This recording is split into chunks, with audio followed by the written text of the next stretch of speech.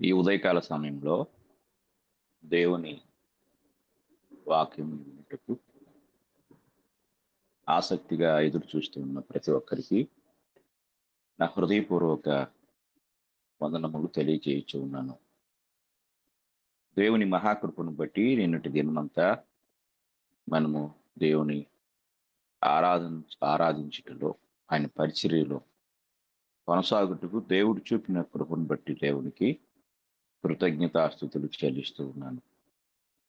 ప్రియమైన వారలారా, గత పాఠంలో మనము దేవుని యొక్క వ్యక్తిత్వమును గూర్చి ధ్యానిస్తూ ఆయన యొక్క గుణలక్షణములు ఏమై ఉన్నవో వాటిని ఒక్కొక్కటిగా మనము ధ్యానిస్తూ వచ్చాం. చివరిగా దేవుడు వినును అనే ఆ మాట దగ్గర మన పాఠాన్ని ముగించుకున్నాము. ఈరోజు ఆయన గుణలక్షణములో మరొక స్వభావాన్ని లేక స్వభావ లక్షణాన్ని మనము ఆలోచన చేసినట్లయితే, దేవుడు సృజించువాడై ఉన్నాడు. ఆయన తన కార్యముల ద్వారా కూడా తన గుణలక్షణాలను బయలుపరిచినట్లుగా మనం చూడగలం. అందులో ఒకటి, ఆయన దేవుడు సృజించువాడు అనేది వ్యక్తిత్వానికి సంబంధించిన ఒక గొప్ప స్వభావమైనది.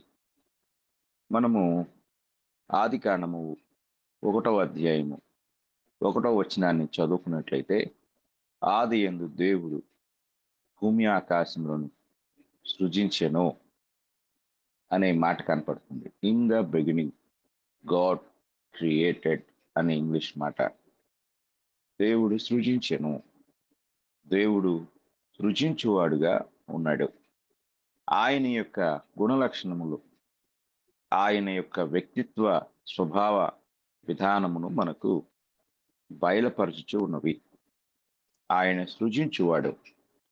యెషయా గ్రంథము మనము చదువుకున్నట్లయితే, యెషయా గ్రంథంలో మరి ప్రవక్త అయిన యెషయా ద్వారా 45వ అధ్యాయంలో దేవుడు ఒక చక్కని విషయమును మనకు తెలియజేస్తూ ఉన్నారు.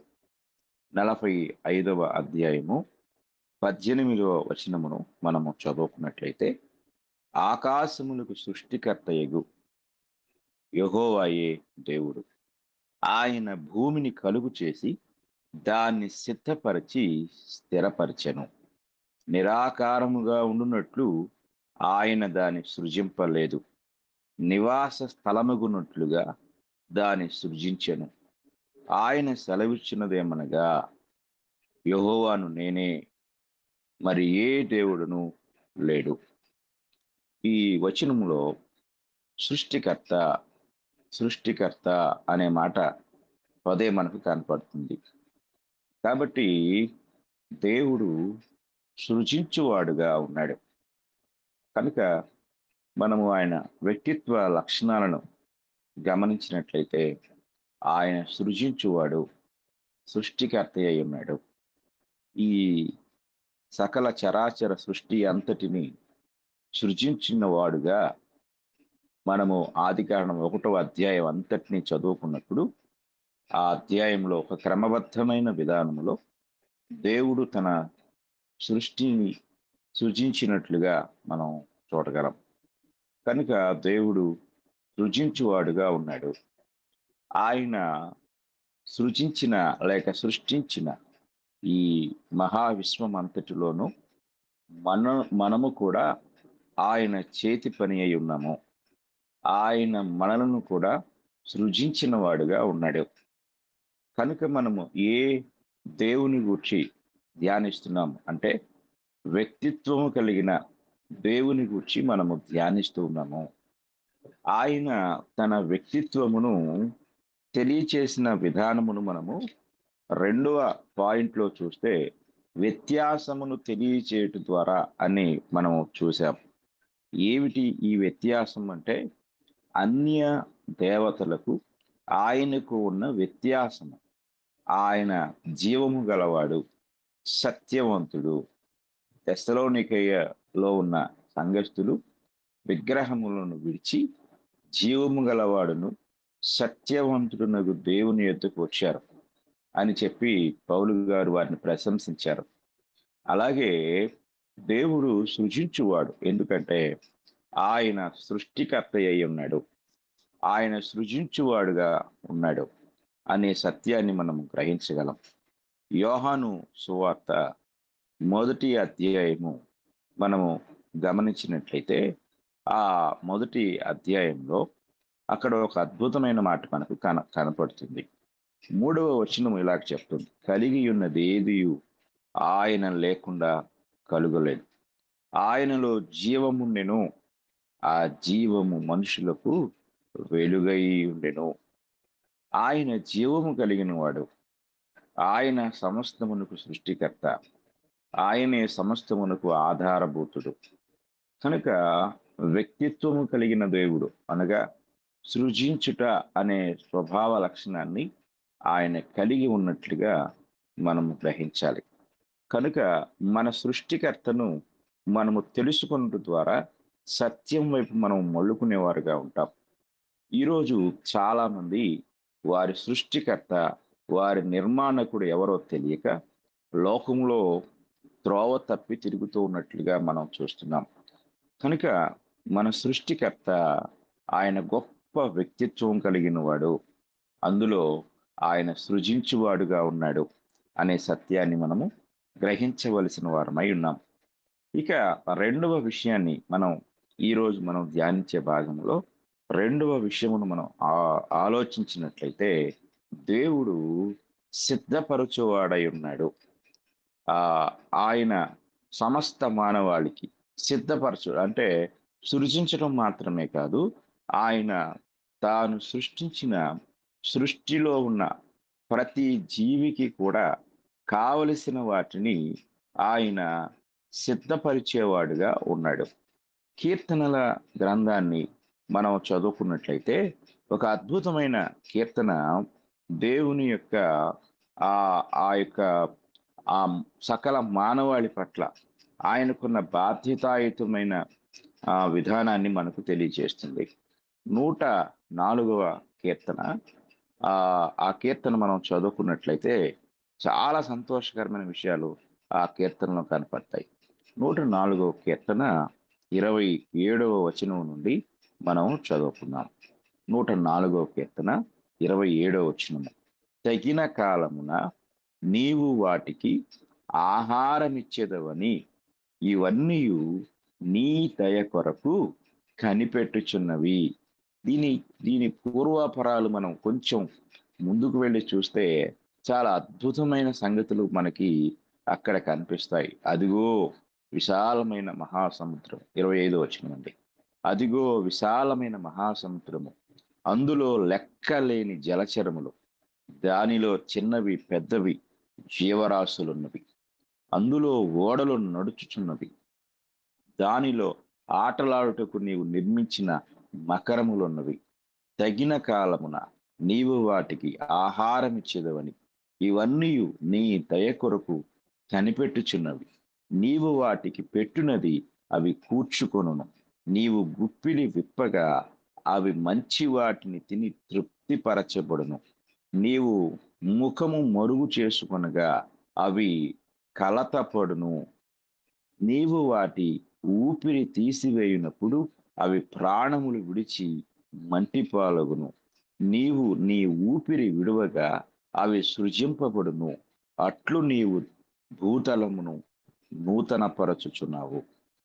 కనుక ఈ వచనాలు గమనిస్తే దేవుడు ఒక ప్రొవైడర్గా, అంటే ఆయా కాలములలో ఈ తాను సృజించిన ఈ సృష్టి అంతటికి ఎప్పుడు ఏది అవసరమో దానిని అనుగ్రహించువాడుగా మనకు కనపడుతున్నాడు. కనుక దేవుడు ఒక వ్యక్తిత్వం కలిగిన వ్యక్తి. ఆయన వ్యక్తిత్వంలో ఇవన్నీ మనకు కనిపిస్తాయి. అలాగే 145వ కీర్తనలో కూడా మరొక వచనాన్ని మనం చదువుకున్నట్లయితే అక్కడ ఆయన ఏ విధంగా సకల మానవాళికి తన కృప ద్వారా కావలసిన వాటిని ప్రొవైడ్ చేస్తున్నాడో అక్కడ కనపడుతుంది. సర్వ జీవుల కన్నులు నీ వైపు చూచుచున్నవి, తగిన కాలమందు నీవు వారికి ఆహారం ఇచ్చుదువు. అంటే ఇక్కడ కేవలం ఆహారం మాత్రమే కాదు కానీ ఆయన వాటికి కావలసిన సమస్తము కూడా కింద 16 వచనంలో నీవు నీ గుప్పిలిని విప్పి ప్రతి జీవి కోరికను తృప్తిపరచుచున్నావు.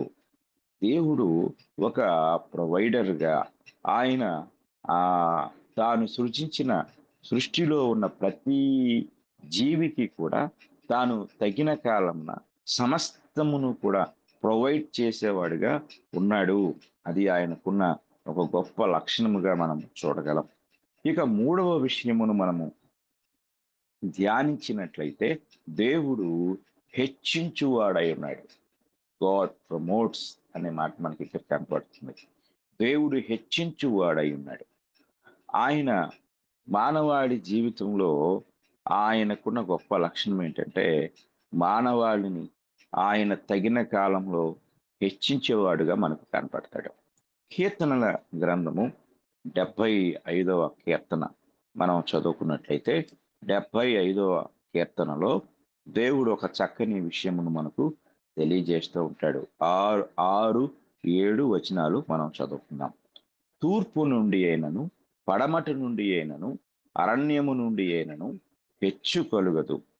దేవుడే తీర్పు తీర్చువాడు. ఆయన ఒకని తగ్గించును, ఒకని హెచ్చించును.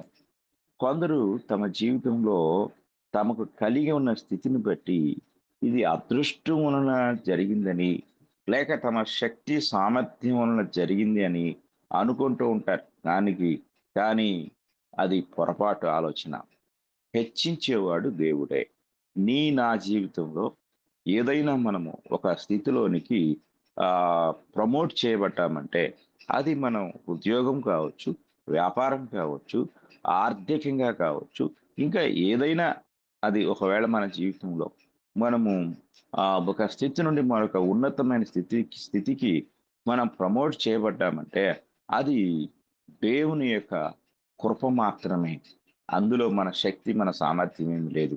ఒకవేళ మనము అది మన వలన జరిగినది అనుకుంటే మనం తప్పిపోయినట్లే. ఒక ఉదాహరణ నేను మీకు తెలియజేస్తాను. దానియేలు గ్రంథము 4వ అధ్యాయాన్ని మనం చదువుకుందాం.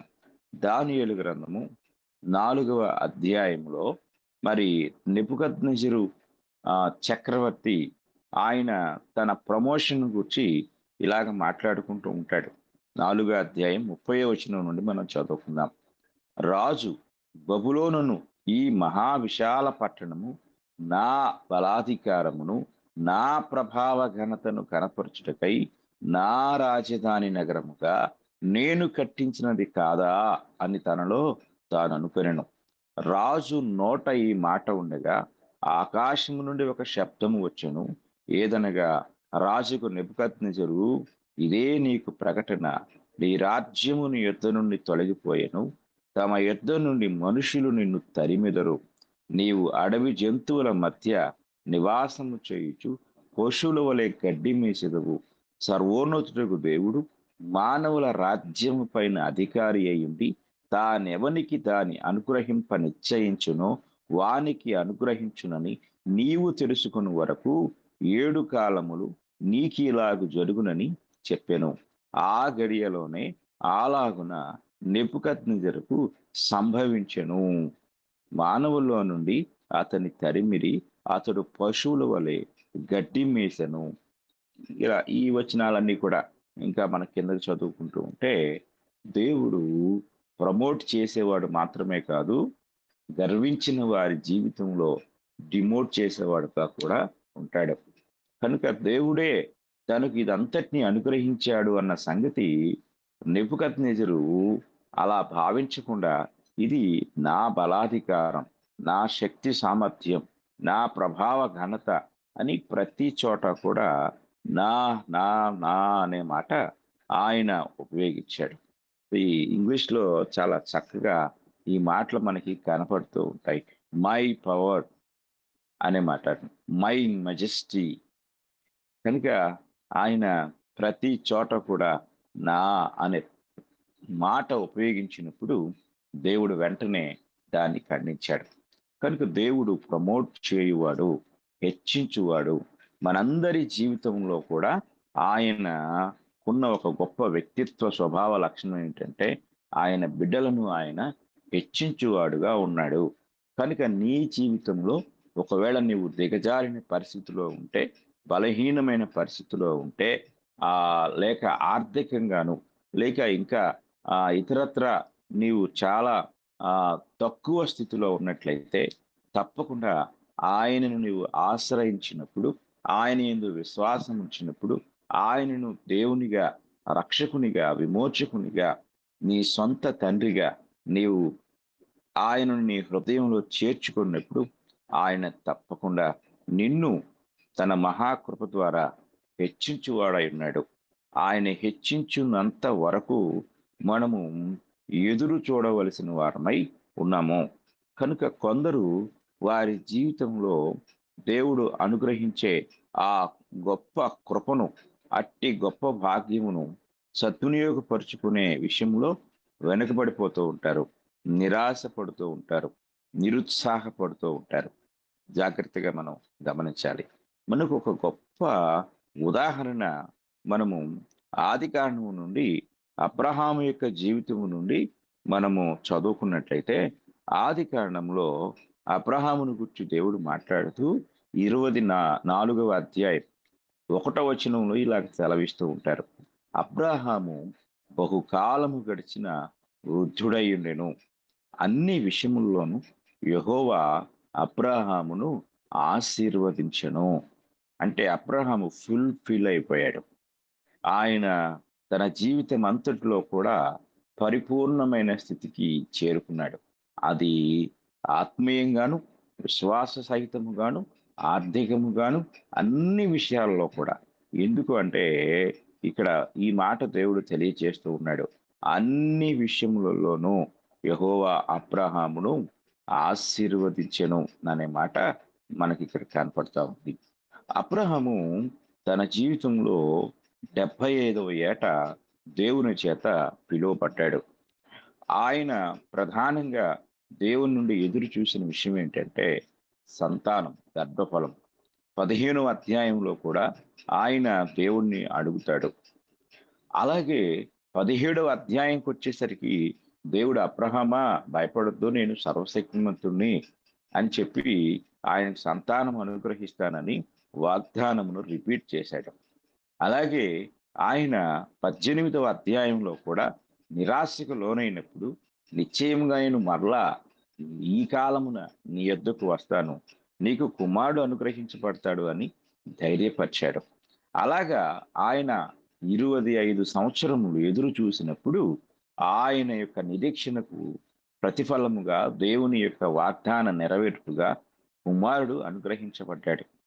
ఆ తరువాత 40 సంవత్సరాలకు అంటే ఆ దేవుడు ఆయనకు తన కుమారుని అనుగ్రహించిన 40 సంవత్సరములకు ఇస్సాకు యొక్క వివాహ ఏర్పాట్లు చేస్తూ ఉన్నప్పుడు ఈ ప్రస్తావన దేవుడు తీసుకొస్తూ అబ్రహాము బహుకాలము గడిచిన వృద్ధుడై ఉండెను, అన్ని విషయముల్లోనూ యెహోవా అబ్రహామును ఆశీర్వదించెను.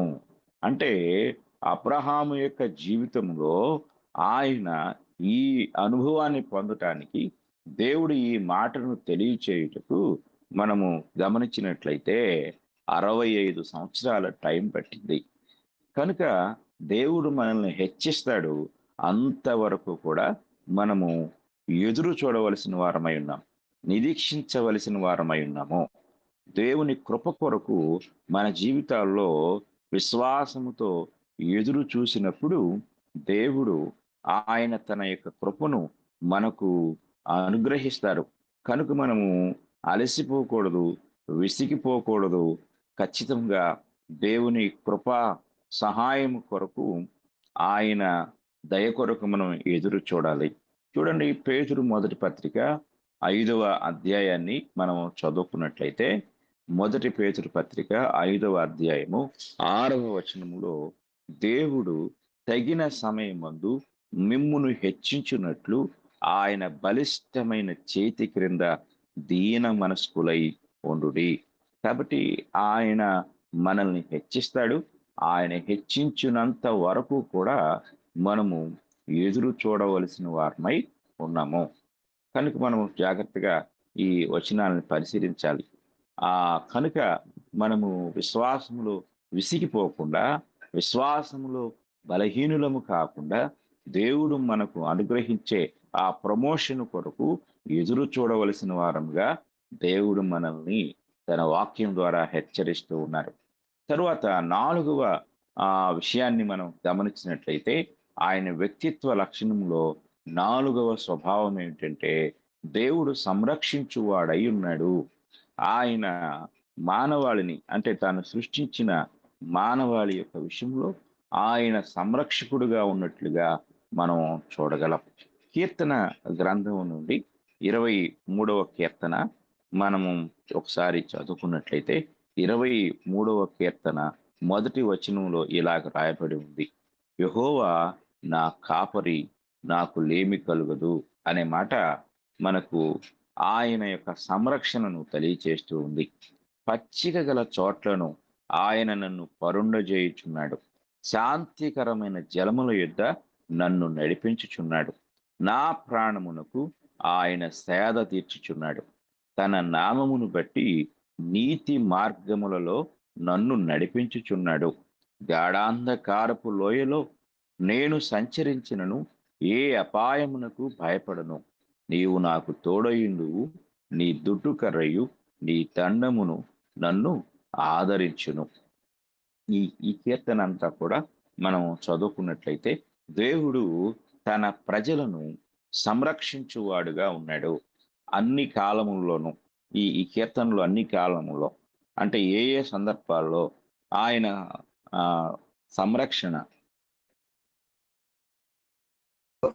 దేవుడు స్పష్టంగా తెలియజేస్తూ ఉన్నారు. కనుక ఆయన సంరక్షించువాడుగా ఉన్నాడు.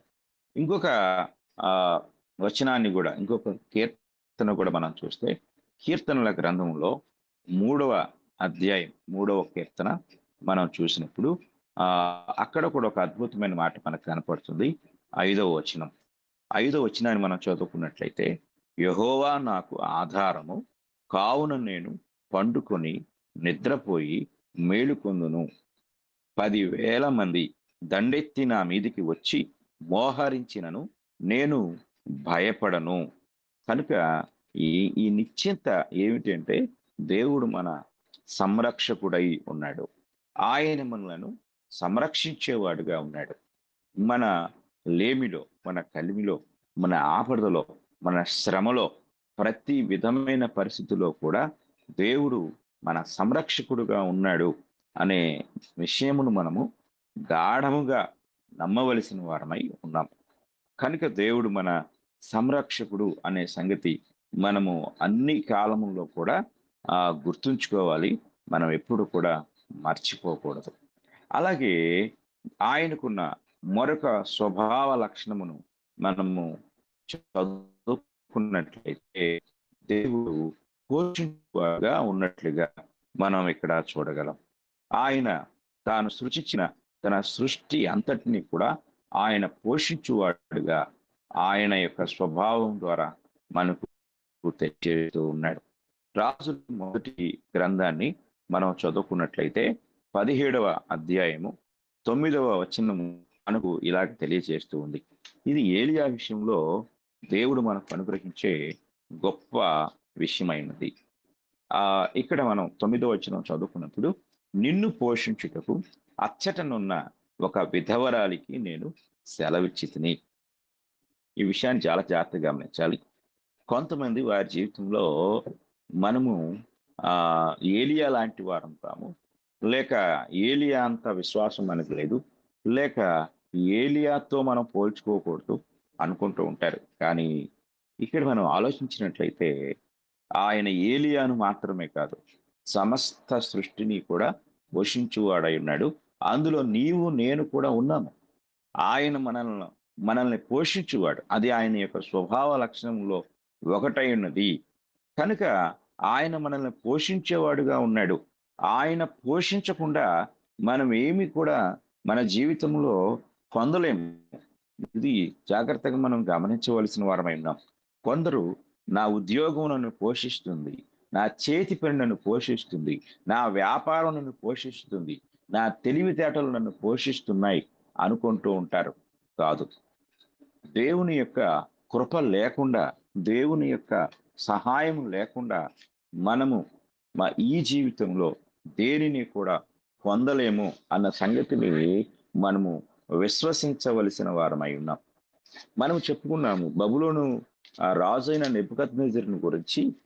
ఆయన ఇది నా బలాధికారము, ఇదంతా నాది నాది నాది అనుకున్నాడు. కానీ దేవుడు దానిని అంగీకరించలేదు. కనుక ఈరోజు చాలా మంది వారి జీవితంలో ఇది నాది అనుకుంటూ ఉన్నారు, లేక నా నా యొక్క తెలివితేటలు అనుకుంటున్నారు. కాదు, దేవుడు మాత్రమే, దేవుని కృప మాత్రమే ప్రతి ఒక్కరి జీవితంలో వారికి అట్టి స్థితిని అనుగ్రహించింది అన్న విషయాన్ని ప్రతి ఒక్కరూ కూడా విశ్వసించకపోతే వారి హృదయంలో దేవునికి బదులుగా వారిని వారే హెచ్చించుకుంటూ ఉన్నారు. వారు చాలా ప్రమాదకరమైన పరిస్థితుల్లో ఉన్నారు అన్న సంగతిని మనం గ్రహించాలి. ప్రసంగి గ్రంథము 2వ అధ్యాయము 25వ వచనము ఇలాగ తెలియచేస్తూ ఉంది. ప్రసంగి గ్రంథము 2వ అధ్యాయము 25వ వచనాన్ని మనం చదువుకున్నట్లయితే, ఆయన సెలవు లేక భోజనము చేసి సంతోషించుట ఎవరికి సాధ్యము? ఇది ప్రశ్నగా ఇక్కడ మనకి ఆ యొక్క సింబల్ కనపడుతుంది. ఆయన సెలవు లేక భోజనము చేసి సంతోషించుట ఎవరికి సాధ్యము? నీ ఉద్యోగము, నీ వ్యాపారము, నీ చేతి పని, నీ వ్యవసాయము నీకు మంచి స్థితిని అనుగ్రహించి ఉండొచ్చు. కానీ దేవుడిచ్చే హెచ్చరిక ఏంటంటే, నీవు కనీసం భోజనము చేసి తృప్తి పడుటకు కూడా దేవుని అనుమతి కావాలి. కనుక చాలా మంది వారి జీవితాల్లో ఇది దేవునితో సంబంధం లేదు, ఇది నాది, లేక నా పని, నా యొక్క కష్టార్జితము, నా శ్రమ ఫలితము అనుకుంటూ ఉంటారు. అలాంటి వారందరూ కూడా మోసకరమైన స్థితిలో ఉన్నారు, తమను తామే మోసగించుకుంటున్నారు అన్న సంగతిని గ్రహించవలనని దేవుడు మనకు తెలియజేస్తూ ఉన్నాడు. కీర్తన గ్రంథంలో ఒక అద్భుతమైన వచనం మనకు కనపడుతుంది. 81వ కీర్తన మనము జ్ఞాపకం చేసుకుందాం. 81వ కీర్తన మనం చదువుకున్నట్లయితే ఆ కీర్తనలో దేవుడు ఒక అద్భుతమైన విషయాన్ని మనకు తెలియజేస్తూ ఉన్నారు. 16వ వచనం ఆ యొక్క కీర్తనకు అది చివరి వచనం. అతి శ్రేష్టమైన గోధుమలను అనుగ్రహించి నేను వారిని పోషించుదును, కొండ తేనెతో నిన్ను తృప్తిపరచుదును అని దేవుడు ఇక్కడ ఆయన పోషణీయుడుగా, పోషించువాడుగా మనకు తన్ను తాను కనపరుచుకుంటూ ఉన్నాడు. కనుక దేవుడు పోషించువాడు అన్న సంగతిని మనము విశ్వసించవలసిన వారమై ఉన్నాము. క్రొత్త నిబంధనలో మన ప్రభు అయిన యేసుక్రీస్తు వారి యొక్క బోధలోనికి మనం వెళ్ళినట్లయితే, మత్తయి సువార్తలో మనకు అందరికీ బాగా పరిచయమైన కొన్ని వచనాలు మనకి కనపడుతూ ఉంటాయి. అందులో 6వ అధ్యాయము 26వ వచనాన్ని మనం చూస్తే, ఆకాశ పక్షులను చూడుడి, అవి విత్తవు, కోయవు, కొట్లలో కూర్చుకొనవు, అయినను మీ పరలోకపు తండ్రి వాటిని పోషించుచున్నాడు, మీరు వాటికంటే బహు శ్రేష్ఠులు కారా? అంటే ఇక్కడ దేవుడు అన్ని కాలములలో కూడా ఆయన పోషించువాడుగా ఉన్నాడు. కనుక మనము సముద్రములో ఉన్న ప్రాణులు కావచ్చు, ఆకాశములో ఉన్న పక్షులు కావచ్చు, భూమి మీద ఉన్న సకల ప్రాణులు కావచ్చు, అందులో నీవు నేను కావచ్చు, మనందరినీ పోషించువాడు, సంరక్షించువాడు ఆయనే అయ్యున్నాడు. కనుక దేవునికి ఉన్న ఒక మంచి స్వభావ లక్షణంలో అత్యంత ప్రాముఖ్యమైనది దేవుడు పోషించువాడు, ఆయన నిన్ను పోషించువాడుగా ఉన్నాడు అన్న సంగతిని ప్రతి ఒక్కరు కూడా విశ్వసించాలని మీకు నేను తెలియజేస్తూ ఉన్నాను. కనుక ఈ ఈ ఉదయకాల సమయంలో మనము దేవుని మాటలు వింటూ ఉండగా, ఆయన వ్యక్తిత్వం కలిగిన వాడు, వ్యక్తిత్వం లేని ఒక జడ పదార్థము కాదు, ఘన పదార్థము కాదు. ఆయన వ్యక్తిత్వము కలిగిన దేవుడు. ఆయన తన వ్యక్తిత్వ లక్షణముల ద్వారా తనలో ఉన్న ప్రతి ఒక్క స్వభావ లక్షణమును మనకు ఆయన బయలుపరచుచూ ఉన్నాడు. కనుక మనము ఈ సంగతులను స్పష్టముగా గ్రహించుట ద్వారా దేవుడు శక్తి కలిగిన వాడు మాత్రమే కాదు గాని వ్యక్తిత్వము కలిగిన వాడు. శక్తికి, వ్యక్తికి చాలా తేడా ఉంది. ఇది నేను గడిచిన పాఠంలో తెలియజేశాను. కొందరు దేవుణ్ణి కేవలము శక్తిగా మాత్రమే భావిస్తూ ఉంటారు. కాదు, ఆయన వ్యక్తిత్వం కలిగిన వాడుగా ఉన్నాడు. ఆ వ్యక్తిత్వ లక్షణాలు మనలో కూడా మనం చూడగలం. తనలో ఉన్న ఆ వ్యక్తిత్వ స్వభావ లక్షణములను దేవుడు కొన్నిటిని మానవుల్లో కూడా పెట్టాడు. కనుక మనం కూడా వ్యక్తిత్వం కలిగిన వారమై ఉన్నాము. మనకి ఈ వ్యక్తిత్వము ఎక్కడి నుండి వచ్చిందంటే మన సృష్టికర్తలో నుండి వచ్చింది. ఆయన మనల్ని సృజించిన వాడుగా ఉన్నాడు కనుక మనకు ఆ వ్యక్తిత్వ లక్షణ స్వభావములన్నీ కూడా మనకు అనుగ్రహించబడి ఉన్నాయని ప్రతి ఒక్కరూ కూడా తెలుసుకోవలసిందిగా మీకు తెలియజేస్తూ ఉన్నాను. కనుక దేవుడు వ్యక్తిత్వం కలిగిన వాడు. ఆయన గొప్ప వ్యక్తి.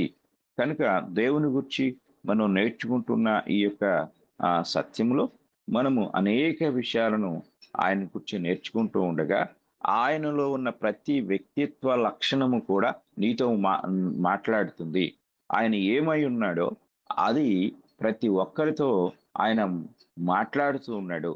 ఆయన యొక్క వ్యక్తిత్వ లక్షణాలు ఆయన యొక్క ఆ గొప్ప వ్యక్తిత్వాన్ని, ఆయన యొక్క నిజ స్థితిని మనకు తెలియజేస్తూ ఉన్నాయి. కనుక ప్రియమైన వారలారా, వ్యక్తిత్వం కలిగిన దేవుని యొద్దకు నీవు వచ్చినట్లయితే ఆయన వ్యక్తిత్వంలో ఉన్న ప్రతి లక్షణము నీకు కృపగా అనుగ్రహించబడుతుంది. కనుక ఈ వాక్యం వింటున్న ప్రతి ఒక్కరూ కూడా దేవుని యందు విశ్వాసం ఉంచి వ్యక్తిత్వం కలిగిన దేవుని సొంత రక్షకునిగా, సొంత దేవునిగా అంగీకరించి ఆయనలో ఉన్న ప్రతి మేలును పొందవలనని నేను ప్రేమపూర్వకంగా తెలియజేస్తూ ఈ మాటలను ముగిస్తూ ఉన్నాను. వింటున్న ప్రతి ఒక్కరికి కూడా నా హృదయపూర్వక వందనములు తెలియజేస్తూ ఉన్నాను.